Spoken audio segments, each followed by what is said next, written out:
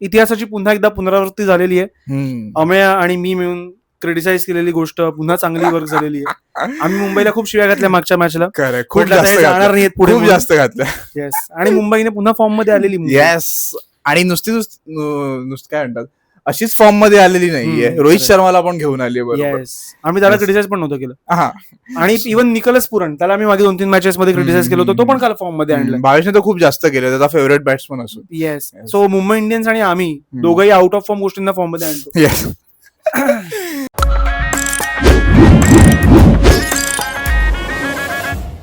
पण रिषभ पंत बद्दल आपण वाईट बोललो, तो वाईटच खेळतो, त्याचं काय मला त्यासाठी काहीतरी वेगळी ट्रिक लागणार. ऍक्च्युली गोयंकांचा देव त्याच्या पाठीशी आहे, त्यामुळे ते खरंय. असणार. सो ते त्याचं असं एक काहीतरी अजून- स्ट्रॉंग एंटिटी जर पाठीशी असेल ना, तर हा. मग ते वर्क नाही. त्याच्या मागे गोयंका येत असेल. हा. अच्छा. गोयंकांचा देव. पण नाही रे, आता जेन्युअनली आता मला असं कळतच नाहीये की रिषभ पंत खरंच तेवढाच बेसिक मीडिओकर प्लेअर होता की तो फार भारी होता, तो आत्ता भारी नाही खेळत आहे की गंडवलंय सगळ्यांना, म्हणजे चुना लागलाय खूप मोठं काय. माहित नाही यार, मला तेच वाटतं की व्हाईट बॉल क्रिकेट, तो जो रेड बॉल क्रिकेटमध्ये जो करतो ते तो व्हाईट बॉल क्रिकेटमध्ये कधीच करू शकणार नाही, असं मला आता थोडं थोडं त्या दृष्टीने माझं हे चाललंय, कारण त्या गोष्टीवर विश्वास बसत चाललाय. खरं. आणि मी ऑनेस्टली त्या मताचा होतो की श्रेयस अय्यर आणि रिषभ पंत पैकी मला रिषभ पंत बेटर वाटायचा. कशात? व्हाईट बॉल मध्ये इन जनरल मला प्लेअर म्हणून तो बेटर खूप वाटायचा. पण जे काय गेले 2-3 वर्षात प्रूव्ह झालेलं, 2 वर्षात स्पेशली आफ्टर तर 28 करोड आणि 26 करोडची जी त्यांच्यावरती बेट लागली, त्यानंतर म्हणजे अगदीच माझे असे डोळे अख्खे उघडेत.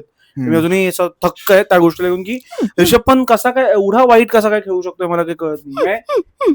कालच्या मॅचवर येऊया आपण. तर काल सूर्यकुमार 10 बॉल 15 रन मारलेत पाहिजे त्याच्यावरती तर बोलणं वेगळंच आहे. म्हणजे कालची मॅच कोणी फिरवली आहे? काल आपला प्लेअर तो, काल भाटवडेकर तो होता आपला, कोण? रिषभ पंत. म्हणजे कालची मॅच त्याने फिरवली मुंबईसाठी अख्खी, बॉलिंग कॅप्टन्सी मध्ये पण आणि बॅटिंग मध्ये पण. तर कालच्या मॅचची जी सुरुवात झालेली होती हाय नोटला झाली होती, कारण कॅप्टन्सीला हार्दिक नाही तर सूर्य आला. आणि सूर्याने जेव्हा अनाऊन्स केलं आर लोकल मुंबई बॉईज, तेव्हा जे चिअर झालं होतं, सगळे ते शोर मीटर वगैरे तोडून गेला होता. Wait just wait for another man. रिटायरमेंटची अनाउन्समेंट येणार आहे. So our local boy, our Chennai boy is gonna retire. पण मला असं जेन्युअली क्युरिओसिटी आहे की काय होतंय, तो खरंच उतरणार आहे की नाही, कारण मला काही कळत नाही. माहित नाही, आता ते कोणाला तरी विचारलं सीएसकेच्या मॅनेजमेंट मध्ये कोणाला तरी की धोनीने ट्रॅव्हल का नाही केलेलं टीम बरोबर. आता ट्रॅव्हल करतोय नाही, आता नाही केलं, या मॅचला नाही केलं. सो नक्की काय म्हणणं, तर मग तो बोलला की वेळ झाली, this statement is way above my pay grade, म्हणजे मी यावरती बोलू शकत नाही. हा, पण तेच आहे, तो ते अजून पण त्याने ऍड ऑन केलं की आता ते त्याला माहिती कधी तो फिट होणार, कधी तो खेळू शकणार, त्याला कधी घ्यायचं वाटतं त्यावर आहे सगळं. कारण चेन्नई अजून आयपीएल मधनं पूर्णपणे बाहेर पडलेली नाहीये, मुंबई पण नाही पडली. सो आम्ही पाडलो होतो तिला बाहेर काल, मी तरी पाडलं होतं. मुंबईने काल पुन्हा जयवर्धनने काल स्टेटमेंट दिलं पुन्हा ठोकलं, कॅल्क्युलेशन्स नुसार आम्ही अजून बाहेर गेलेलो नाही आहोत, सो होपफुली पुढच्या सगळ्या मॅचेस मुंबई जिंकेल आणि होत चालली मुंबई लवकरच झालीच. तर चेन्नईचं मला कळत नाही की आता समज जर आता अजून 2 मॅच हरली चेन्नई फॉर एक्झाम्पल आणि चेन्नई अख्खीच बाहेर गेली, तर मग धोनीचं येण्यात काही तथ्य नाही वाटत मला.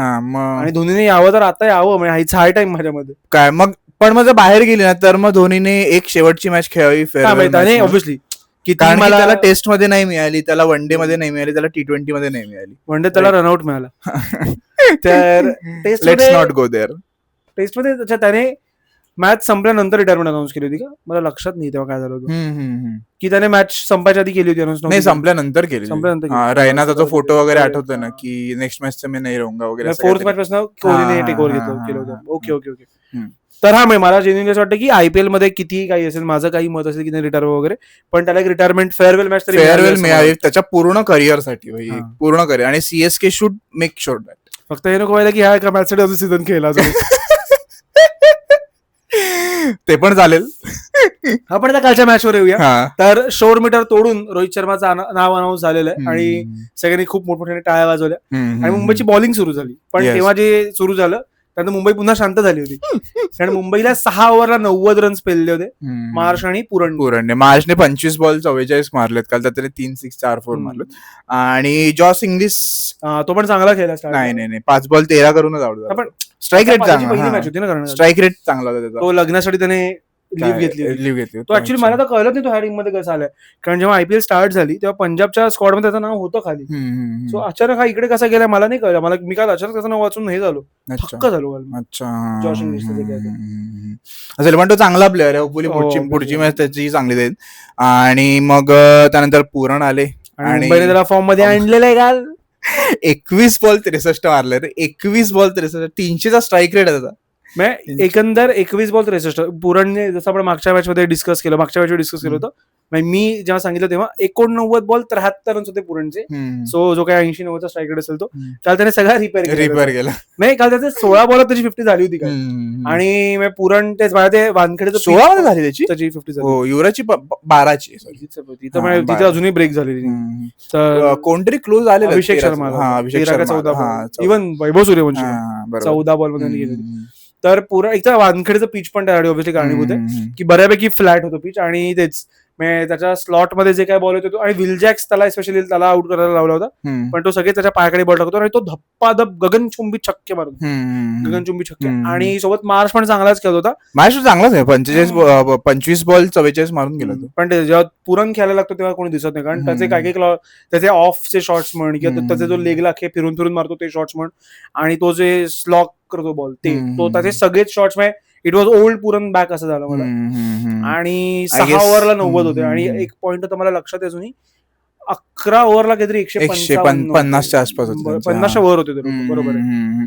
पण थोडा स्कोर दाबला मुंबईने नंतर. चांगली वरून कोणी काढली त्याची विकेट? कॉर्विन बॉशची ओव्हर आली ज्यात 2 मेन विकेट पडल्या, पंत आणि पुरण आणि मार्शची. हा तेच बोललो. मग जर पंतची पडली असते मग एकच मेन विकेट, मग स्कोर असे झाला असता ऍक्च्युअली. पण बघ ना तू पुरणचं बघशील तर पुरण लास्ट IPL 1 डाऊन केला. ही IPL तो कुठे खेळतोय? त्याने 1 डाऊन उतरवलंच नाही, त्या डायरेक्ट त्याला काल उतरवलं. आणि तुला काल रिझल्ट दिसलेत की बॅट्समनची एक असाईन मार्क्रम का नव्हता पण काल होता, 2 डाऊन 3 डाऊन होता. अच्छा ओके. तर रिषभ पंतने यावर्षी ऑर्डर सोबत खूप बरोबर मार्क्रम फॉकअप्स केलेत. तर मला वाटतं की पुरणचं तेच झालं की रिषभ पंतने स्वतःच्या फॉर्म साठी पुरणला मागे टाकलं. मग पुरणचा आउट ऑफ फॉर्म गेला, तो येऊच नाही शकला. आणि काल फायनली पुरणने दाखवलं की त्याला क्लॅरिटी असला तो काय खेळतो. काल फायनली लखनौने बदोनीला बसवलं. त्यांचा तिलक वर्मा नाही तिलक वर्मा खूप बेटर आहे ऑब्व्हियसली. पण मी असंच त्यांचा बद्रीनाथ असू शकतं. पण त्यानंतर मग एडन माक्रम थोडा स्लो खेळला. 25 बॉल 31 मारूनच नॉट आउट राहिला ऍक्च्युली. पण कसं झालं माहितीये का, 10-11 155 होते. मध्ये एक फेज आली जेव्हा पुरण आणि मार्श पटापट एका ओव्हरला गेले. त्यानंतर पंतने खूप ट्राय केलं स्कोर कमी करायचा आणि त्याने दाबला पण बऱ्यापैकी. आणि पंत पण गेला. आणि पंत गेल्यावरती तो एक पोरगा आला नवीन, जो ऍक्च्युअली खूप चांगला बॅट्समॅन आहे. त्याचं नाव मी विसरलो, अक्षित काहीतरी नाव त्याचं, ज्याला त्यांनी ह्याच्या जागी खेळलं. कोणता आपला मुकुल चौधरी चौधरीला काढलं खेळत होता. त्याने पहिल्याच बॉल 6 मारला. आणि त्याचा फुटवर्क रघुवंशी. आणि मी सांगतो तो फ्युचर आहे भाई. त्याचं जे फुटवर्क आहे खूप भारी फुटवर्क. चांगला नको बोलू आपण कोणाबद्दल. खूप वाईट प्लेअर आहे तो, खूप प्लेअर आहे तो. मी तर म्हणतो त्याची कुठल्याच टीममध्ये जागा म्हणत नाही. त्याने खूप चांगली बॅटिंग केली, पण ते लोक पटापट आउट झाले. सो एका पॉईंट असं झालं होतं की त्यांचे 200 पण होते की नाही डाऊट होता. सो त्यावेळी मार्करने हा जो काय त्याचा रोल चेंज केला. त्याने मग स्ट्राईक रेट कमी केला आणि त्याने ऑब्व्हियसली थोडं सेन्सिबल क्रिकेट खेळायला सुरुवात केली. But maybe it was too slow, but it was required. कारण त्याची जर विकेट गेली तर हा एवढा पण स्कोर नसता लागला. बरोबर. हिम्मत सिंग खाली एक चांगला नॉक खेळून गेला 40 रनचा. 31 बॉल मध्ये मारले त्याने 40. त्यात त्याने 2 6 आणि 2 4 मारले. पण ओव्हरऑल तर मुंबईने नंतर स्कोर दाबला त्यांचा 10 ओव्हर. आणि मुंबईकडनं बॉलिंग करताना पण एका ओव्हरला बुमराला खूप मारलं, 20-22 रन झाले. दीपक चहरने पण वरनं एक ओव्हर वाईट टाकली होती, पण त्यांनी शेवटला कमबॅक केली. बुमराचे पण बऱ्यापैकी स्लोअर रन चांगले पडत होते आणि दीपक चहर पण यॉर्कर वगैरे बऱ्यापैकी नील करत होता. अल्ला गझनफरचं मला वाटलं की काल पण त्याला थोडा बऱ्यापैकी मारलाच, त्याला पुरणने वगैरे मारलाच. अल्ला गझनफरने काल किती 4 ओव्हर 50 दिले. 50 दिले त्याने. खूप मारलाय. एक विकेट काढले तिथे. त्याला पुरण आणि मार्चच खूप मारला. राईट. विल जॅक्सने ओव्हर टाकले काल. 2 ओव्हर 34 मारलाय विल जॅक्सला. पहिल्याच ओव्हरला 20 का 22 मारलं त्याने. पण एक विकेट घेऊन गेला. पण तो करेक्ट. त्याने पंतला काढला. पण मग आय गेस नंतर मग 228 वॉज नॉट इनफ हा, म्हणजे आता तर नाहीच. म्हणजे ज्या लेवलला स्कोर चेस होते 265 किती 250 वगैरे चेस, ते पण 18.5 ला वगैरे चेस झाले. म्हणजे एक काय होता, एक मला वाटतं 2 वर्ष आधीपर्यंत असं होतं की हा स्कोर म्हणजे मॅच डोळे बंद करून तुम्ही जिंकताय असा स्कोर होता. सो 228 पण आता इनफ नाहीये. बरोबर. आणि वानखेडे म्हण, चिन्नस्वामी म्हण, किंवा अजून कोणते फिरोजशाह कोटला म्हण, इव्हन ईडन गार्डन्स पण मला जरा हेच वाटतं अनसेफ आहेत हे सगळे स्टेडियम्स. गुजरातचं स्टेडियम. पण मित्रांनो, दुसरी बॅटिंग करताना मुंबईने जी सुरुवात केली आहे, हे सगळं असू नये, काही असो, वानखेडे असो, काही असो, शेवटी बॅटिंग करावीच लागते तुम्हाला. मित्र रायल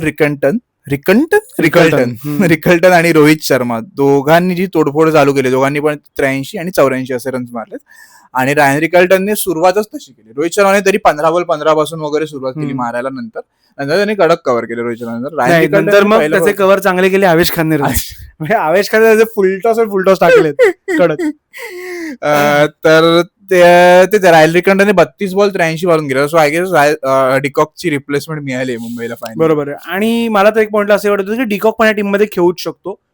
पण तेच आहे, आता 2-3 प्लेअर एकाच धाटणीचा पण ठेवू शकत नाही.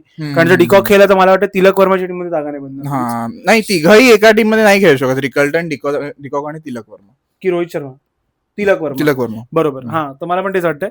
पण ठीक आहे, डिकॉकसाठी मला जरा खरंच वाईट वाटतं, कारण डिकॉक सेंचुरी पण टाकली यार, मुंबईचा आहे तो, लेजंड आहे मुंबईचा.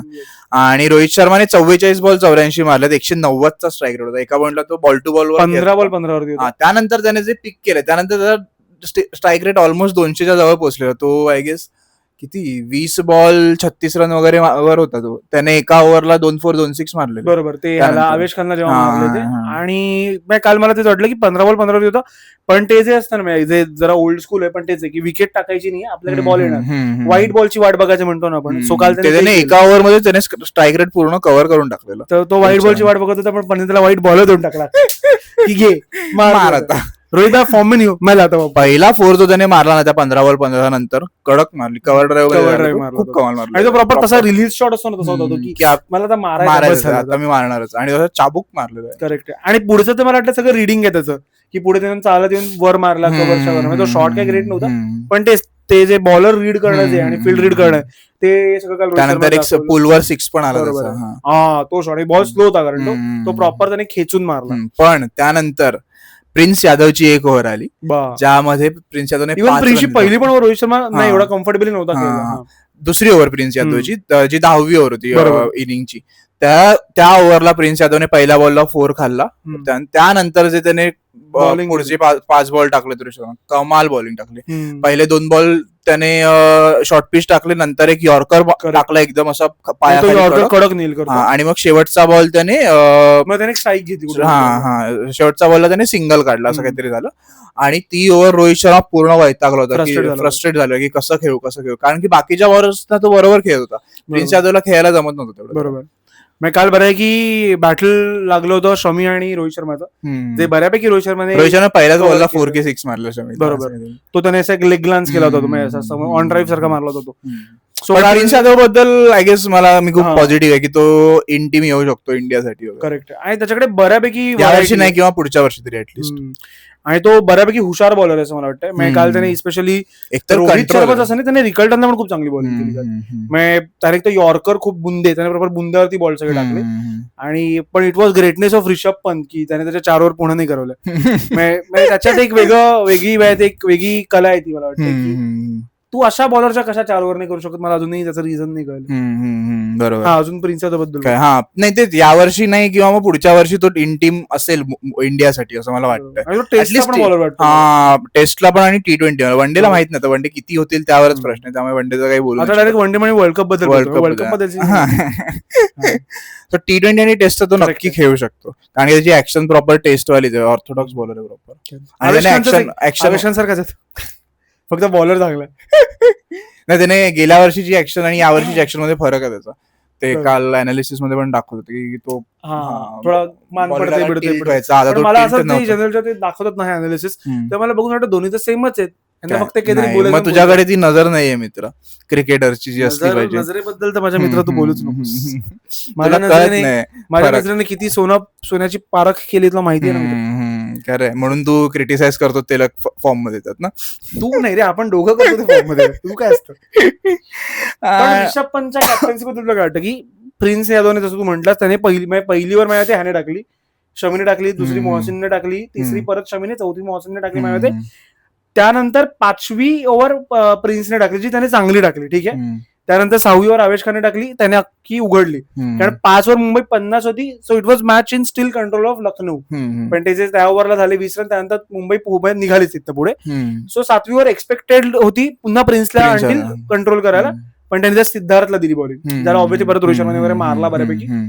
आणि 7वी ओव्हर पुन्हा त्याने आवेश खानलाच करून मणिमरन सिद्धार्थ. पण त्यानंतर तू ह्याची बॉलिंग कंटिन्यू करवलीस, आवेश खानचा स्पेल, पण तू प्रिन्स यादवला कुठेच आणला नाहीस बरोबर ठिकाणी, असं मला वाटतं. सो रिषभ पंतच्या कॅप्टन्सी बद्दल काय वाटतं तुला? काय नाही, गणली तर आहे यावर्षी मला ते पण वाटतं की थोडा त्याचा कॉन्फिडन्स पण लो झाला असणार त्याच्या बॅटिंग फॉर्ममुळे, किंवा कॅप्टन्शिप चांगली नव्हती त्यामुळे बॅटिंग खराब होते, असं हे सगळं पण असू शकतं. बरोबर. त्या वाईस वर्षा गोष्टी होत्या की हे झालं तर ते होईल, ते होते झालं तर ते होईल, असं वाटतं मला वाटतं की he needs to learn from ते गोयंका. कोणी गोयंका कॅप्टनशिप करतात पुढच्या मॅच मध्ये.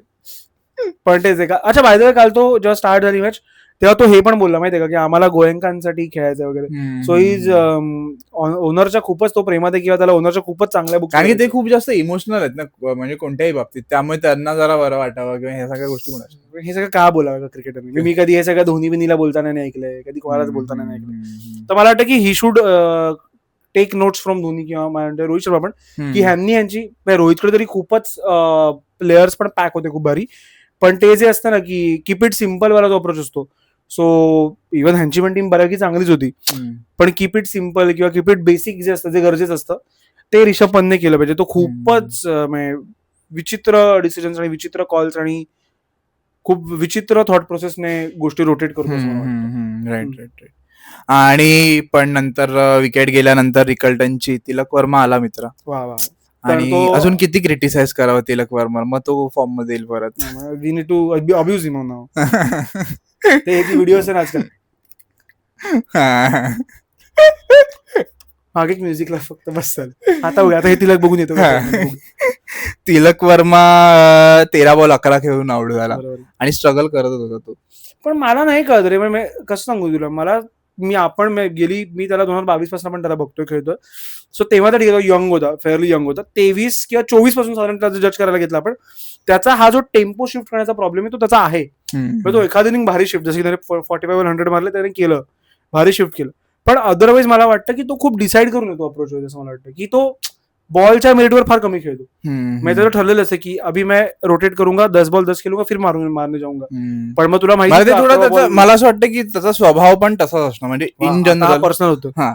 इन जनरल तो माणूस म्हणून पण तसाच असणार, त्यामुळे ते अप्रोच त्याचा बॅटिंग बद्दल तसा असेल की भाई ज्या दिवशी त्याला चांगलं वाटतं त्या दिवशी तो कमाल खेळून जाईल, इन जनरलच आयुष्यात चांगलं वाटतं, आणि ज्या दिवशी थोडं असं वाटतं ऑफ असेल मूडी प्लेअर आहे, मूडी असं असू शकतं. मी काय लिहून देत नाही. बरोबर. आणि तो इन्स्टिंक्टिव्हली हिटर नाही असं मला वाटतं. तो जयस्वालच्याच बॅचचा आहे, पण जयस्वाल तुला इन्स्टिंक्टिव्हली अटॅकर वाटतो, अटॅकिंग प्लेअर वाटतो. तिला तुला अटॅकिंग प्लेअर नाही वाटत. नाही, ते तो मोर ऑफ वन डे आणि टेस्ट साठीच बनलेला वाटतो मला, T20 पेक्षा. ओके, असू शकतं. वन डे तर तो खूप चांगला खेळू शकतो, खूप चांगला खेळू. टेस्ट मध्ये ऍक्च्युली मला इंडियाच नाही कळत आजकाल. तिलक वर्माचं मला जरा ते वाटतं की काल पण तो रिकल्टन गेला तेव्हापर्यंत मॅच मुंबईच्या बऱ्यापैकी हातातच होती, पण नंतर रोहित शर्माने बऱ्यापैकी चार्ज केले, म्हणजे त्याने बऱ्यापैकी लूज बॉल्स वगैरे पोहोचवले बाहेर. पण त्या काळात तिलक वर्मा सिंगल आणि सिद्धार्थ मरिमरन जो कोणी होता त्याच्या बॉलिंगला पण तिलक वर्माने चार्ज नाही केलं. एकच बॉल चार्ज केला तर तो आउट झाला. रोहित शर्माची विकेट पण त्याने, तो बॉल चढला जरा, स्टिकरला लागला. अदरवाईज काल सेंचुरी लोडिंग होती मित्र, तशी खूप वर्षांपासून लोडिंग आहे. त्याने मारली ना 23 का 24 ला तर मारली चेन्नई अगेन्स्ट. त्याच्या ह्या IPL ला 2 सेंचुरी मिस झालेल्या आहेत मित्र. खरं. आणि त्यानंतर आले आपले सूर्या भाऊ, माय कॅप्टन सूर्या. आणि सूर्याने बऱ्यापैकी मॅच जवळ आणली असं मला वाटलं. जरी त्याने 12 रन्सच केले तरी त्याने 170च्या स्ट्राईक रेटने जो खेळला, 7 बॉल मध्ये 12 रन मारले, सो थोडी मॅच जवळ आणली त्याने बऱ्यापैकी. आणि मग खाली नमनदीर चांगला नमनदीरने एक जो 6 मारलाय शमीला, त्याचा जो स्लोअर वन त्याने पिक करून स्ट्रेट शॉट मारला, भाई तो काय शॉट होता. माझ्या कालच्या दिवसाला सगळ्यात, जर रिटेन्शन वाला कधी आला तर पुढच्या वर्षी ऑप्शन तर यावर्षीच झालंय, जेव्हा रिटेन्शन वर्षानंतर रिटेन्शनचं येईल तेव्हा आय गेस नमनदीरला रिटेन करण्यात येईल. आय डोंट नो यार, मला इथं कळत नाही. आता मला असं वाटतं की मुंबईने नेमकं काय करावं की ज्याने मुंबईचा टीम बॅलन्स कळेल. मला काल केलंय ना त्यांनी जे करायला पाहिजे ते. म्हटलं वाटतं हार्दिक पांड्याला कॅप्टन्सीवरनं काढावं किंवा काढलं पाहिजे किंवा काढलं आहे असं वाटतं का? काढलं आहे असं नाही वाटत, पण आय गेस इट्स टाइम नाव की 2 वर्ष, move on हा करेल असं. 2 वर्ष झाली, 3 वर्ष तिसरं झाली वर्ष हार्दिक आहे. पांड्याचं. तिसरं वर्ष आहे. अच्छा, हा, मग आय गेस इट्स टाइम नाव की जर रिझल्ट नाही येत आहेत, म्हणजे तुम्ही रोहितला 3 वर्ष ट्रॉफी जिंकल्या म्हणून तुम्ही लगेच बाहेर काढलं कॅप्टन्सी चेंज, तर हार्दिक पांड्या तर काढूच शकता तुम्ही. तेच आहे. आणि थोडं मला माहिती नाही आता हे माहित नाही की खरोखर आत कसं एन्व्हायरमेंट आहे वगैरे, पण बाहेरून शिव्या घालतात ते लोकं. बाहेरून जे दिसतंय ते चांगलं नाही दिसत ते काही आहे ते. बरोबर. आणि हार्दिक पांड्या स्वतः पण मला जरा घुसलेला वाटतोय इन जनरल. म्हणजे तो प्रेशर त्याच्यावरती खूप आला आणि असं नाही की त्याची लाईफ खरंच हार्ड आहे असं मला वाटतं, कारण त्याच्या फक्त क्रिकेटवर लोक बोलत नाहीत. त्याच्या बऱ्याच गोष्टी लोक बोलतात की त्याची पर्सनॅलिटी, त्याची डेटिंग लाईफ म्हण. सो हार्दिक पांड्या आत्ताच्या काळात तो प्लेअर जो खूप पर्सनली क्रिटिसाइज होतो. ऍज अ पर्सन तो खूप, त्याची स्क्रुटनी खूप जास्ती होते. आणि त्यात मला वाटतंय की रोहित शर्माची जी सावली आहे मुंबईत ती खूप मोठी आहे. काल तर बघितलंच, पूर्ण वेळ मुंबईचा राजा रोहित जे चालू होतं. सो आता खूप डिफिकल्ट आहे ते ब्रेक. एक्झॅक्टली, त्याला त्या गोष्टीचं पण प्रेशर असणार की भाई इथे सगळं रोहित त्याची लेगसी तोडणं आणि स्वतःची बनवणं, तोडण्यापेक्षा स्वतःची बनवणं. तोडायचं तर नसेल त्याला ऑब्व्हियसली, स्वतःची बनवणं ह्या गोष्टीसाठी पण तो खूप जास्त प्रेशरमध्ये असणार की भाई आता माझी जागा मी कशी, इथे जागा आहे त्याची ऑलरेडी, पण ती मोठी कशी करू अजून, ते त्या सगळ्या गोष्टी त्याच्या डोक्यात असू शकतात. आणि हार्दिक पांड्या खूप मोठा प्लेअर आहे असं मला वाटतं क्रिकेटमध्ये. तर मला वाटतं की त्याचं तेच जर हवं तर त्याने कदाचित कॅप्टन्सीचं प्रेशर स्वतःवरनं काढून टाकावं. मी ह्या मताचा नेहमी होतो की हार्दिक पांड्या चांगला लीडर आहे, कारण त्याला मी गुजरातमधनं करताना बघितली कॅप्टन्सी, आणि तो खरंच खूप काम आणि खूपच कंपोज डिसिजन घ्यायचा. टिल त्याने जडेजाला तो बॉल टाकायला सांगितला असेल, मोहित शर्माला, ज्यात चेन्नई IPL जिंकली. पण अदरवाईज मला वाटतं की Hardik Pandya was a good leader किंवा गुड कॅप्टन्सी मटेरियल. बट आता मला असं वाटतं मुंबईमध्ये तो खेळताना की नाही त्याचं वर्क होतं, आणि एनिवेज त्याला इंडिया कॅप्टन म्हणून नाही बघत आहे. सो माझ्या त्याने उगाच ते फ्रँचायझीमध्ये कॅप्टन्सीचं प्रेशर घेण्यात काही सेन्स नाही. हा, राईट. थोडं ते पण असणार की स्वतःला प्रूव्ह करायचं वगैरे, त्या गोष्टी पण असतील त्याकडे. ते असेलच. आणि गेल्या 2 वर्षात ते झालं, त्यानंतर तर असूच शकतं की भाई प्रूव्ह करायचं. पण मला काय वाटतं की मुंबईने आता हे सीझन समजा त्यांनी हार्दिकला केलंही कंटिन्यू पुढे, तर पुढचं एक सीझन असं म्हणतात खूप लोक की रोहित शर्माला द्यावी, आणि मग रोहित शर्मा घेणार नाही, मला नाही वाटत घेईल. थोडं ते इगोवरती आलं, किंवा मग सूर्याला करून कॅप्टन किंवा काहीतरी असं. सूर्याला करूच शकतात मुंबई, आणि सूर्या डिझर्व पण करतो. सूर्याने खूप केलं मुंबईसाठी, तरी या वर्षी आउट ऑफ फॉर्म असला तरी. बरोबर आहे. We are not gonna criticise Surya Kumar Yadav this season at least. नाहीच म्हणजे एक सीझन ऑफ जाऊ शकतो. बरोबर. येस. आणि मग विल जॅक्सने पण खाली येऊन 4 बॉल 10 मारला, 7 बॉल 12 करून सूर्य आउट झाला. त्यानंतर 4 बॉल 10 केले खाली येऊन विल जॅक्सने. विल जॅक्स लास्ट मॅचला पण चांगला घेऊन गेला. नाही, लास्ट मॅचला त्यात त्याने ओपनिंग केलं होतं. मुंबईने 243 चेस करवले होते. सो मुंबईने 240 मारा तभी लगा था मुझे की ये 300 वाला पिच है, असं काही मला वाटत नाही. पण मला एकंदर वाटतंय की मुंबईचं क्रिकेट इन जनरल मला वाटतं की खूप रिनोव्हेशनची गरज आहे असं मला वाटतं. सो मला वाटतं की आता मुंबई इथून पुढे काय वाटतं, मुंबई पोहोचेल की नाही यावर्षी सेमीजला? खूप असा आउटसाइड चान्स आहे खूप आउटसाइड चान्स, कारण सगळ्या मॅचेस जिंकायचं आणि दुसऱ्या लोकांवर अवलंबून राहावं लागणार आता. म्हणजे मला वाटतं की फक्त असं बाह्य रूप नाही, पण आतनं रक्ताचा प्रत्येक थेंब मुंबईला RCB सारखा करावा लागणार आहे, की ते जे दुसऱ्यावर डिपेंडेंट राहणं आहे, ते जे परावलंबी होणं जे आहे ते मुंबईला करावं लागणार आहे खूप जास्ती. असो, तुम्हाला काय वाटतंय कालच्या मॅच बद्दल, रोहित शर्माच्या इनिंग बद्दल, कमबॅक बद्दल, रिकल्टनच्या इनिंग बद्दल, रिषभ पंतच्या कॅप्टनशिप बद्दल, हार्दिक नसण्याबद्दल, ते सगळं तुम्ही आम्हाला कमेंट्स मध्ये नक्की सांगा.